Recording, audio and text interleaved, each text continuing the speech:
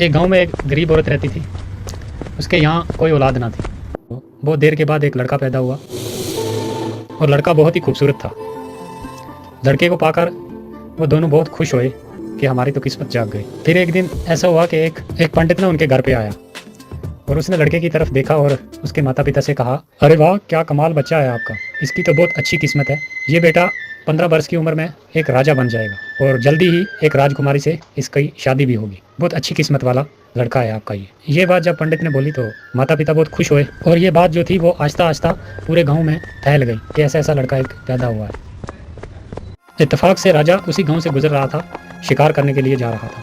तो एक सैनिक ने राजा को बोला कि इस घर में एक लड़का पैदा हुआ है और पंडित ने उसका ये हाल हवाल बताया है कि वो 15 वर्ष की उम्र में राजकुमारी से शादी भी करेगा और राजा भी बन जाएगा। तो राजा बहुत बुरे दिल का आदमी था। उसने सुनते ही ये कहा कि किसी तरह भी करके इस लड़के को मार देना चाहिए।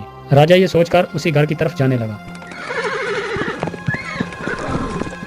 चलते चलते जब उस घर पहुंच गया तो उसने उस लड़के के माता पिता से कहा, इस लड़के को तुम मुझे दे दो, मैं इसकी अच्छे तरीके से परवरिश करूंगा और जब जवान हो गया तो मैं तुम्हें वापस लौटा दूंगा। नहीं नहीं राजा जी, हम आपको अपना बेटा नहीं दे सकते। बहुत देर के बाद हमारे यहाँ एक बेटा पैदा हुआ है, तो आप क्षमा करें हमें। माँ ने जब इनकार कर दिया तो राजा के डराने धमकाने से आखिर मान ही गए दोनों बेटा देने के लिए।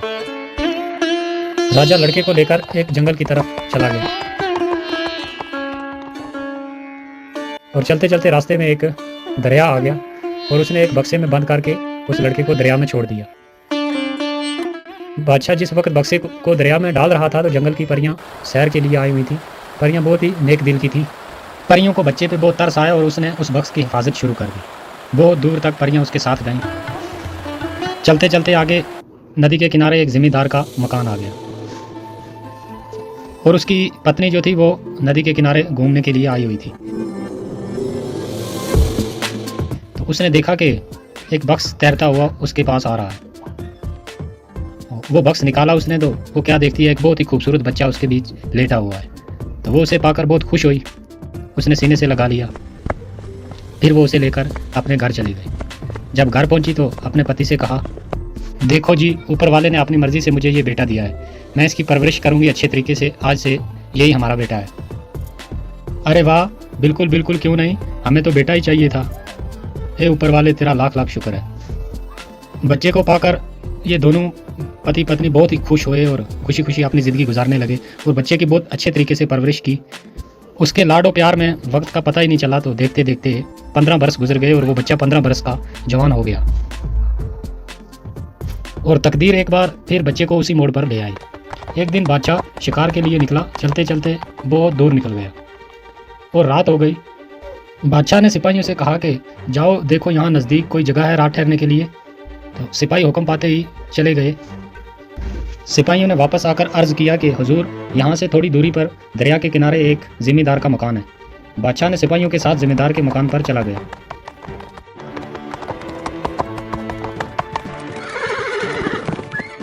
बादशाह जब उसी घर पहुंचा तो घर वालों ने बड़ी इज्जत और खलूस के साथ उसे खिलाया पिलाया, अच्छे तरीके से उसकी मेहमान नवाजी की। फिर बादशाह ने क्या किया कि उस जिम्मेदार से पूछा, क्या तुम्हारी कोई औलाद है, कोई लड़का है, लड़की है तुम्हारी? हुजूर, हमारा तो अपना कोई बेटा नहीं है, लेकिन ऊपर वाले ने ये बेटा हमें दिया हुआ है, अब तो यही लड़का यही लड़की, हमारा तो सब कुछ यही है।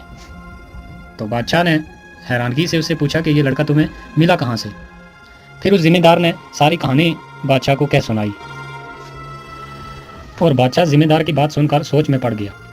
बादशाह को समझ आ गया कि ये वही लड़का है। वो समझ गया जिसको इसने बक्स में बंद करके दरिया में फेंक दिया था। बादशाह लड़के की जान लेने के लिए नई तरकीब सोचने लगा। आखिर एक तरकीब सूझ ही गई उसे। बादशाह ने जिम्मेदार से कहा, क्या तुम्हारा लड़का मेरा एक काम कर देगा? जिम्मेदार ने जवाब दिया बड़ी खुशी से, हुजूर, आप बादशाह हैं, आपका कहना कैसे मोड़ सकते हैं, आप हुक्म कीजिए।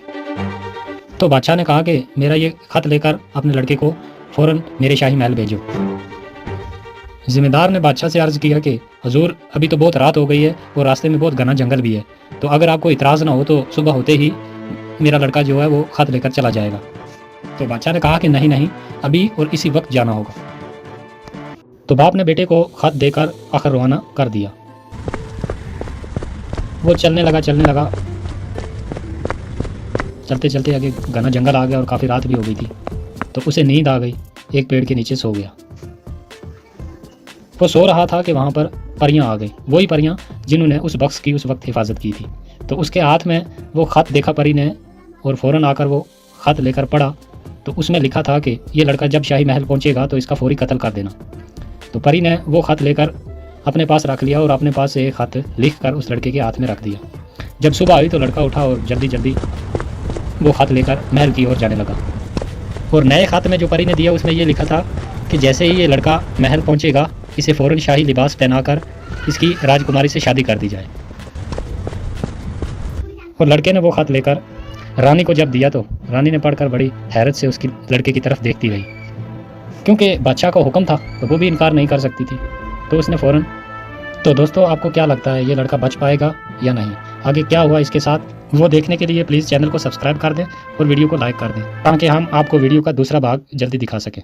दोस्तों अगर आपको वीडियो पसंद आया तो लाइक और सब्सक्राइब जरूर करना। मैं हूँ बुग्गू, फिर मिलेंगे अगले वीडियो में। टाटा।